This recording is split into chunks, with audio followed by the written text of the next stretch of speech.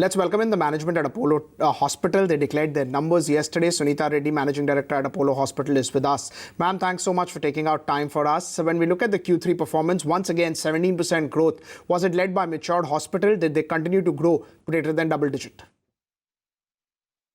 So the key reason for this performance is definitely, top line grew by 17% to 2,529 crores.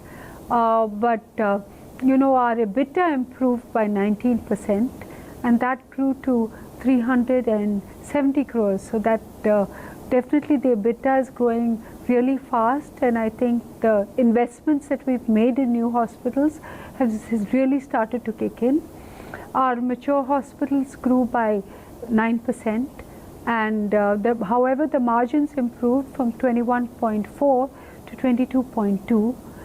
New hospitals, however, grew by 16%, and there we saw, margins improve from 6% to 10%.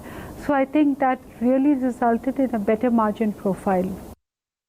Let's talk about margins in more detail. When I look at the margins on a YOY basis, they continue to expand. This is probably the sixth straight quarter where you have seen strong margin expansion. Is there room for more margin expansion?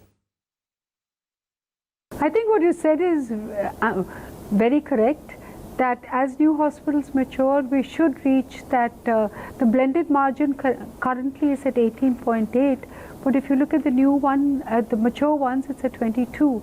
So that is the opportunity that we have ahead of us, that the new hospitals with their 10% margin can easily double margins. So at the end of Q2, the management said it expects mature hospital revenue growth of 10% and new hospitals to continue growth momentum as well. Do you maintain that?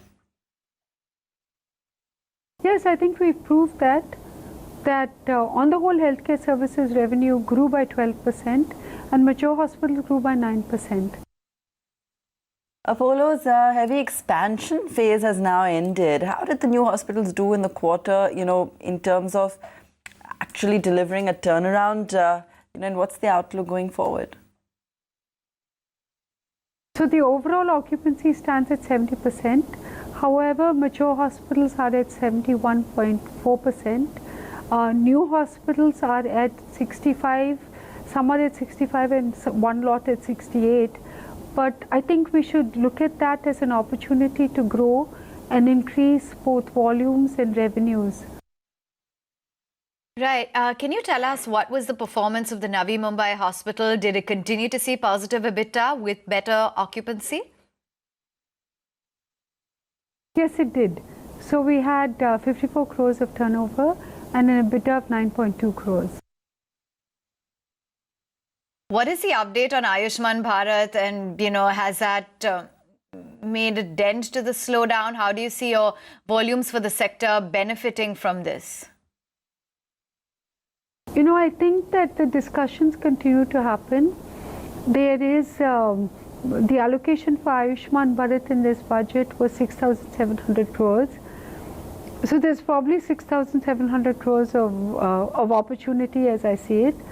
But more importantly, I think some of the price revisions like the cardiac, which has moved up, gives private players an opportunity to work with the government, which is really what we want to do. But the thing that I would like to talk about is the viability gap funding that the government has introduced. So I believe that it's an opportunity to work with the government to open and create new infrastructure in Tier 2 and Tier 3 towns. Right, ma'am. Just talking about the longer term picture of Apollo Hospital, two recent developments, two big transactions have been completed. Does that mean that you will see an improvement in the net debt going ahead? ROC is increasing in FY21. What do you expect because of the big restructuring that the company has taken? Certainly. I think if you look at what we've done, with the Apollo Munich, we've brought down debt by 300 crores. It's currently at 3,100 crores. With the pharmacy restructuring, we'll bring it down by another 300 crores. It should be in the region of 2,700, 2,800 crores. Debt to equity will be about 0.8. It's currently at 0.81. And moving forward, I think, better performance, free cash flow coming out of the business, it will ensure that we will have money to invest, maybe to do some bolt-on acquisitions, and also to invest into our own facilities. You will see very good growth coming from our investments in new hospitals, where we invested about 2,300 crores. And more importantly, the turnaround in Apollo Health and Lifestyle, which had 192 crores of turnover and 12 crores of EBITDA, is very significant for the future growth of Apollo Hospitals. We wish you all the very best. Appreciate you taking the time out and joining in, giving us a sense of your margins as well as the robust Q3 show. Suneeta Reddy, their Managing Director at the Apollo Hospital Group.